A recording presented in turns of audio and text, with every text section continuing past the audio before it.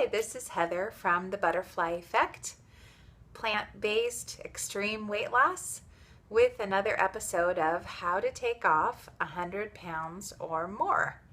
This is episode 4, knowing your triggers and using triggers to your advantage. So before we can talk about what triggers us, we have to kind of talk about how the brain is wired and why triggers developed in the first place, and how they can be beneficial for us. So here's an example of a trigger.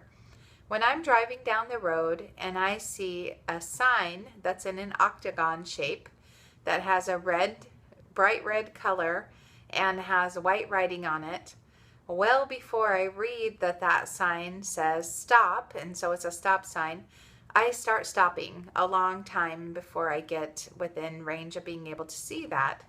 And that is because it has become a learned response or a trigger. Every time I see that sign, I stop. And so my brain finds it useful to catalog that is a good thing to do when I see that particular sign. So our ancestors used this kind of cataloging to help them know whether or not to eat certain plants, because certain plants were poisonous. So they would say, oh, that has a bitter taste. They'd spit it out. The last time I ate something that had a very bitter taste, I got a stomach ache, so I'm not going to eat something that tastes similar to that thing that gave me a stomach ache. You might have had a similar experience if you ate a certain food and then you happened to get the stomach flu right afterward. You might have had nothing to do with that particular food, but it really puts you off that food for a long time. It also would help them, with locations. This will be a good place to find food. This is a place where I need to avoid predators. Something is dangerous in this location. This explains why a lot of people are scared of spiders. And so our brains helped our ancestors to survive all this stuff by cataloging these triggers and making sure that they stayed safe. Okay? So the problem is that your brain still can use this against you too, right? So let's say that Sally got a certain menu item from a fast food place. Her brain was cataloging everything, how it smelled, how it tasted, the wrapper looked like. And then Sally got a huge hit of serotonin and dopamine in her brain because the food was purposely made hyperpalatable. It had sugar, salt, and oil, and all of these things made Sally's brain freak out and get a very strong dopamine and serotonin reaction. And so her brain remembered that and cataloged it. Okay, that food that we liked so much that freaked us out and made us feel great, that was in this wrapper, and it smelled like this, and it tasted like that, and that was a great food. We want to get that again, okay? And so Sally's brain is reacting to a food that is not necessarily a very good food for her. And so we have to be aware of these kinds of triggers, because they can help us by being aware of them, it can help us avoid situations, foods, tastes, smells that might get us into trouble when we're consciously trying to choose healthier choices. So when you think about foods that you may have had a compulsive relationship with, there may be some foods that once you start, you just can't stop, or it feels like you can't stop.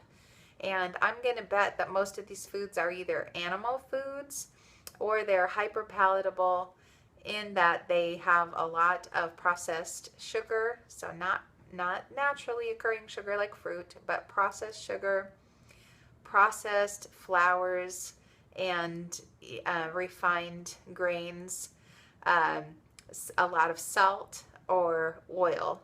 And again, I'm excluding naturally occurring whole fats like nuts and seeds and avocados, things like that. So you can avoid foods that you know are problematic for you. So there's, there, even the food companies know this. There was a potato chip advertisement that had an open bag is an empty bag.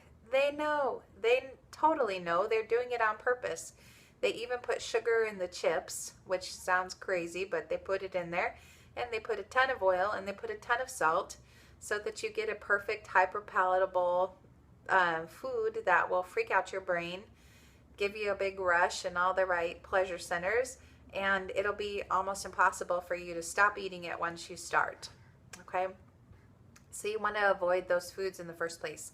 So for one of your things for your homework is go ahead and make a list of those kinds of foods that they might be a good food, but you personally have a hard time stopping with them. For instance, for me, if I have roasted salted nuts, I can't stop eating them. If I have raw nuts, like raw walnuts or something, they don't do it for me as much, and so I can stop eating those easily. Okay? So think about foods. For some people, even the taste of something sweet can be problematic. So I've heard people say that they have trouble with certain kinds of fruit because it triggers them to eat sugar again.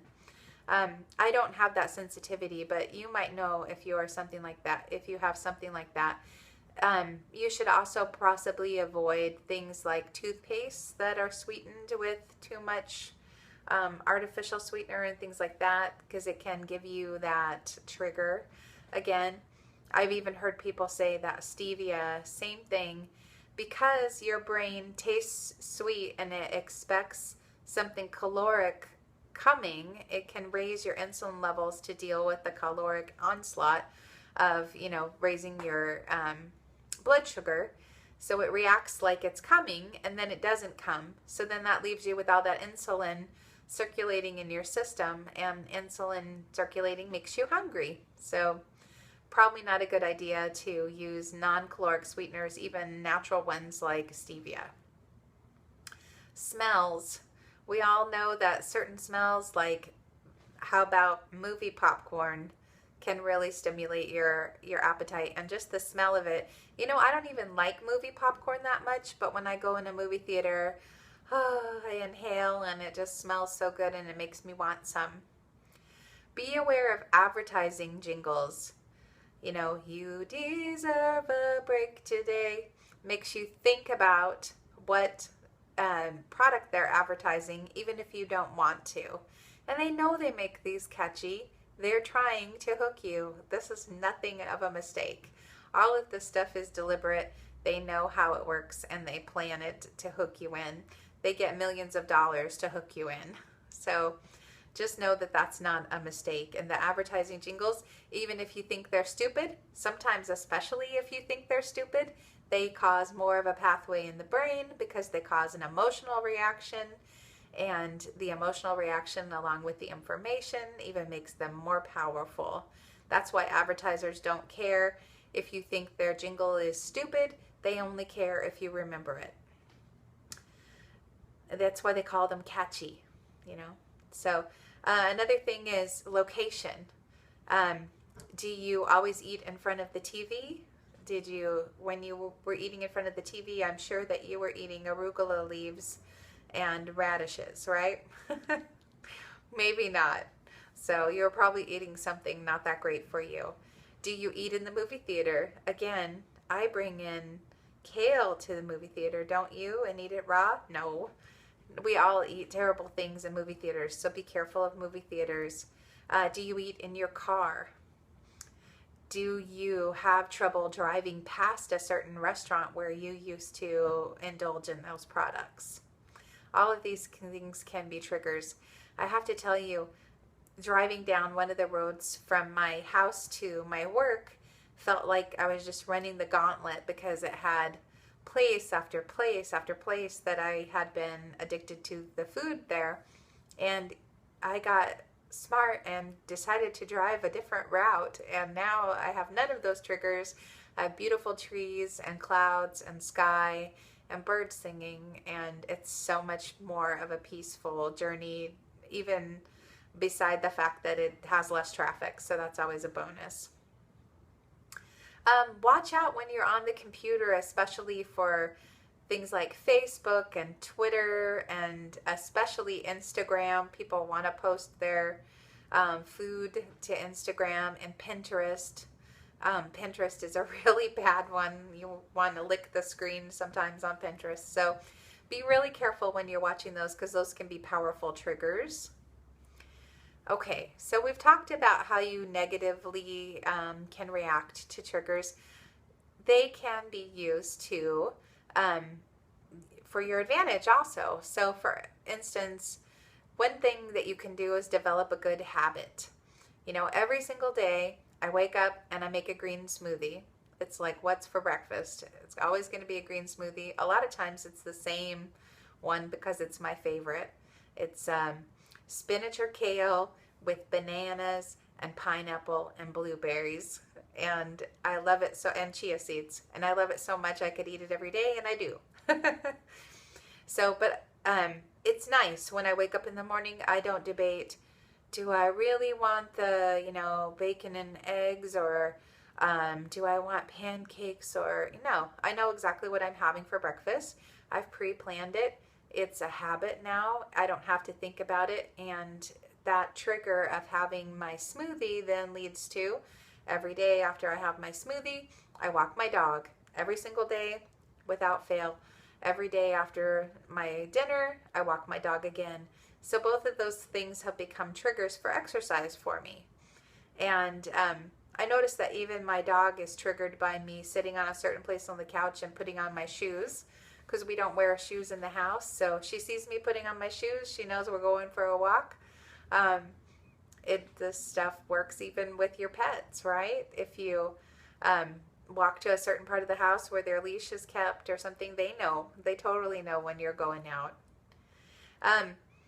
Because of the power of triggers, and because I'm really trying to avoid eating sugar, salt, and oil, I often will eat the same thing every day. I pretty much eat a green smoothie for breakfast. I pretty much eat a whole bunch of vegetables. The vegetables vary, but but that I'm eating vegetables does not vary. And then I'll have a starch meal for dinner, and I'll have fats in my smoothie or with my dinner. If it has a little avocado in it, or it has a little nuts or seeds or something in the dressing. So that's pretty much what I eat every single day. And that does a couple of things. For one thing, I don't find it exciting or stimulating. It's just food. It's just fuel for my body. It doesn't even taste that great, and that's fine with me. I don't want it to taste that great. If it tastes super great, that is a sign that you are getting stimulation of serotonin and dopamine in your pleasure centers, because oftentimes it's hyperpalatable with too much sugar or salt or oil. And so, if your food should taste good, but your food should not taste too good, if that makes any sense. So I often eat the same thing every day. And I find that comforting and easy, and it keeps me from obsessing about food, because what's for lunch, it's exactly what I had for lunch yesterday.